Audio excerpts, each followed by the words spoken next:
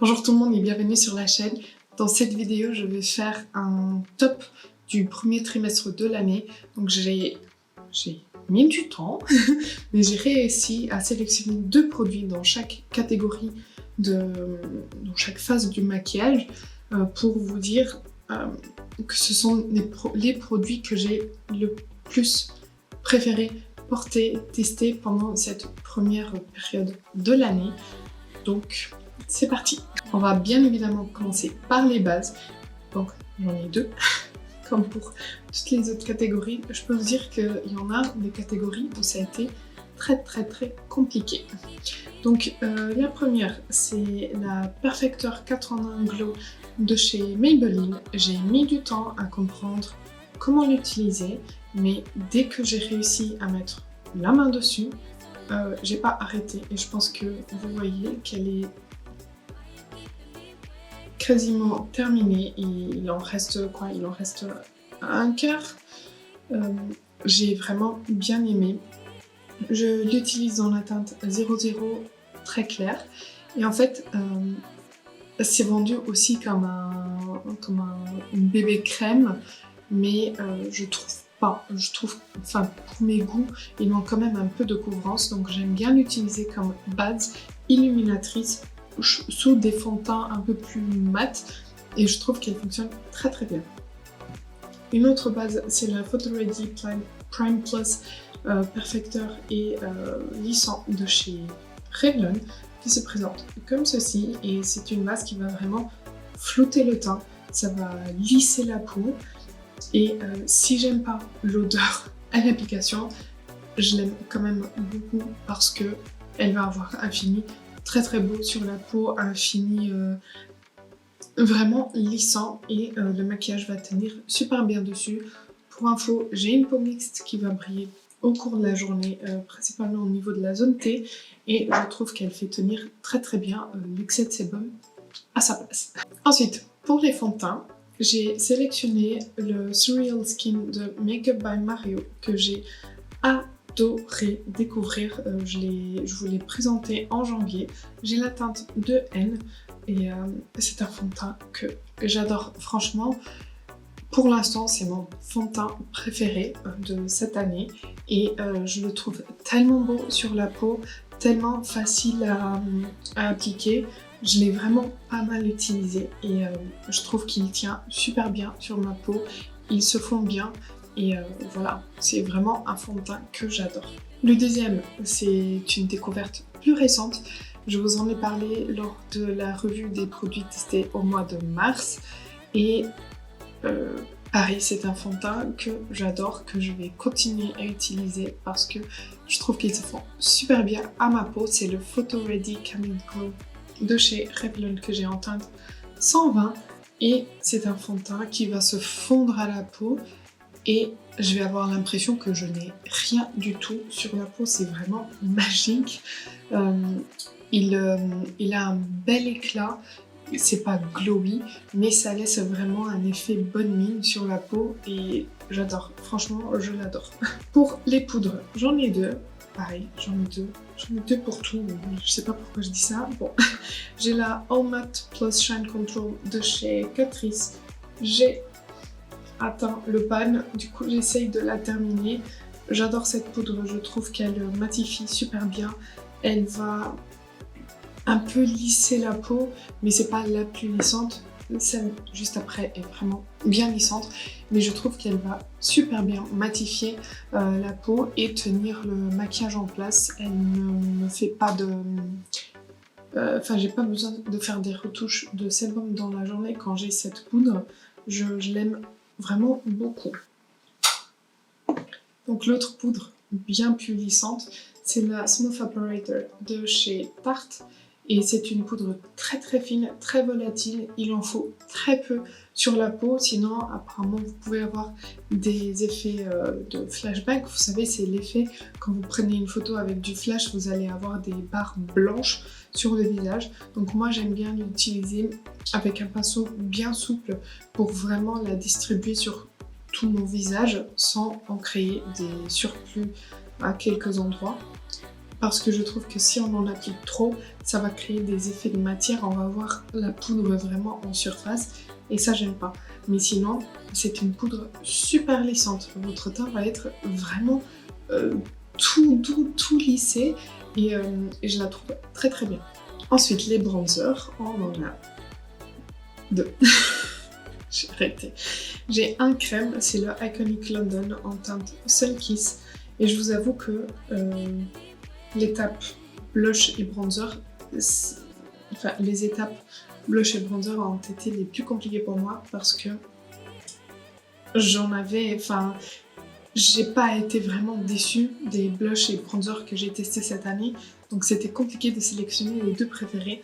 Donc pour le bronzer Iconic London en teinte Sun Kiss, c'est une texture crème, mais c'est un bronzer que je trouve super beau pour faire du contouring. En même temps, c'est celui que je porte là aujourd'hui et franchement, on peut l'utiliser pour faire du bronzer contouring et je le trouve très très beau. Il est très facile à utiliser. Les textures crème parfois peuvent être un peu compliquées.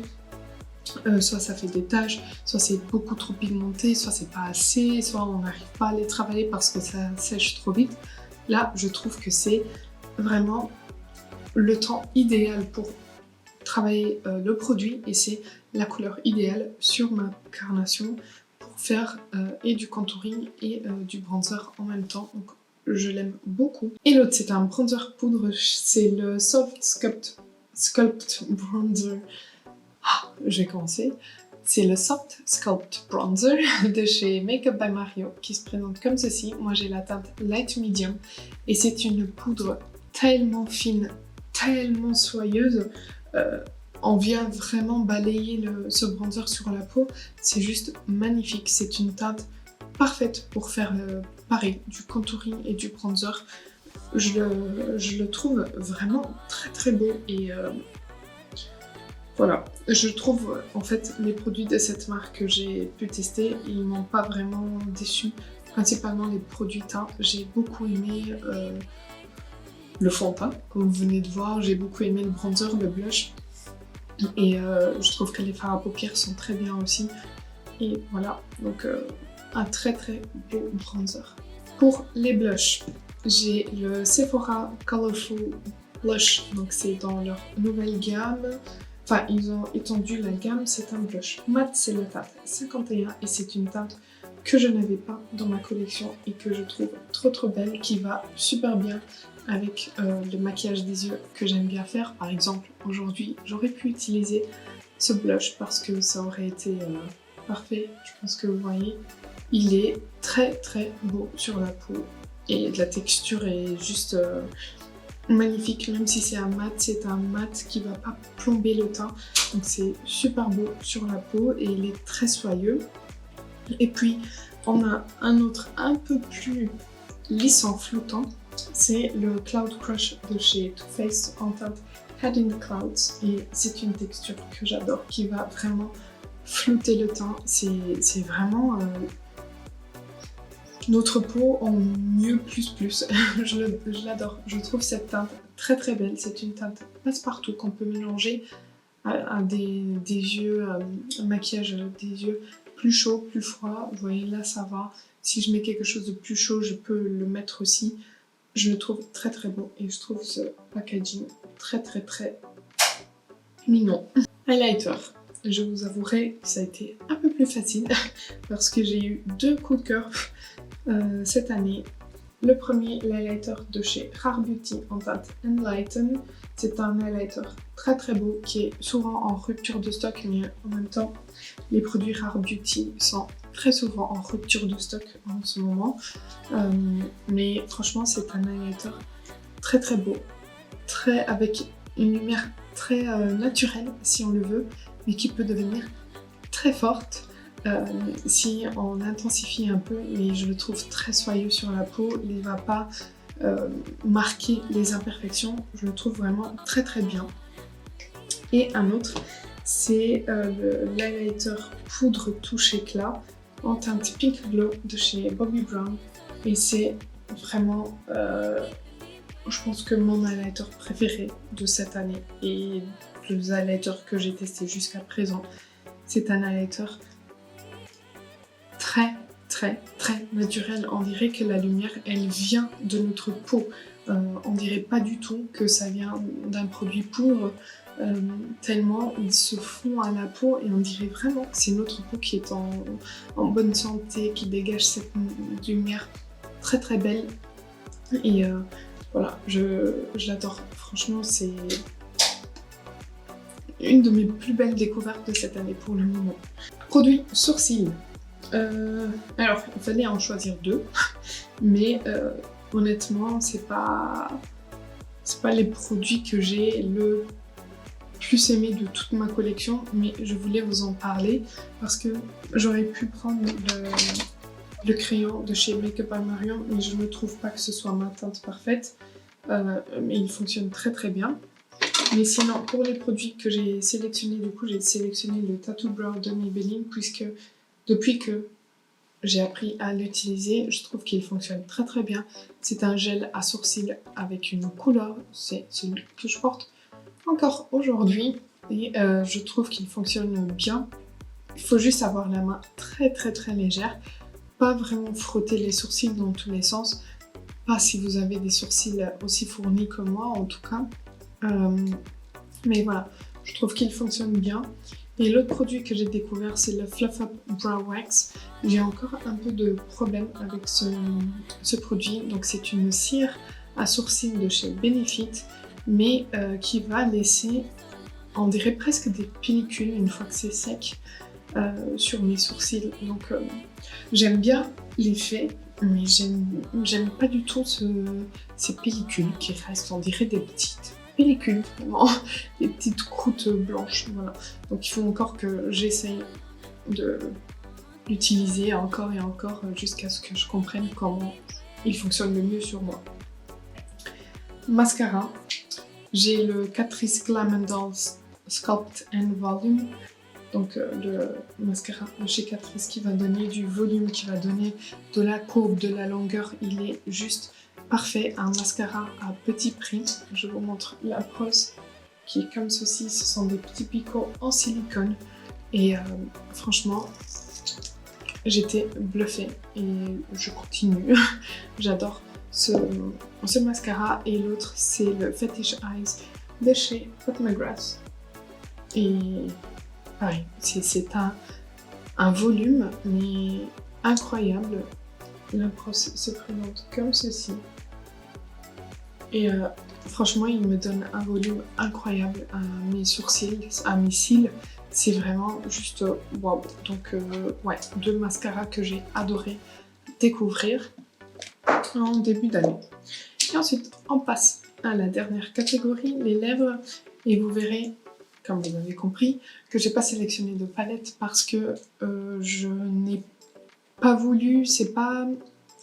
Comment dire, les palettes, je vais changer assez facilement, alors que les produits teints, mascara, tout ça, quand j'aime bien, je me vois toute seule aller vers ces produits-là, alors que les palettes, ça dépend de l'envie que j'ai le matin, et voilà, c'est pas... Je pouvais pas sélectionner 2 palettes préférées pour le moment. Je préfère vous faire un ranking plus vers la fin de l'année ou même au milieu de l'année, mais un vrai ranking et pas mes 2 palettes préférées, voilà. Donc pour les lèvres, le Unlocked, enfin le rouge à lèvres, ouais, c'est le Unlocked de chez Hourglass qui se présente comme ceci, c'est packaging, juste c'est une beauté. Donc j'ai pris la teinte Oasis 312 et c'est un rouge à lèvres. La texture, elle est juste incroyable. Il est léger, il est soyeux, c'est pas mat, c'est un peu lumineux, mais c'est vraiment très confortable sur les lèvres. Il a une assez bonne tenue, pas une tenue toute la journée, mais assez bonne.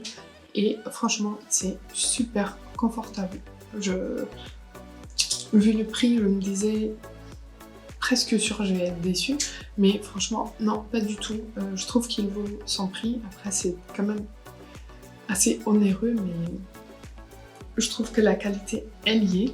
Et le dernier, c'est le rouge à lèvres liquide fini velours en teinte C-Suite de chez Fenty Beauty que j'adore. C'est un rouge à lèvres vraiment qui va laisser un fini velouté sur les lèvres. C'est magnifique, il va avoir une très bonne tenue, il est bien opaque et je trouve qu'il fonctionne très bien et moi j'ai adoré le découvrir. Voici pour cette vidéo, j'espère que ça vous aura plu. N'hésitez pas à la liker si ça a été le cas. N'hésitez pas à vous abonner avant de partir si ce n'est pas encore fait. N'oubliez pas de me dire quels ont été vos produits préférés de ce premier trimestre de l'année 2023. Et moi je vous dis à bientôt.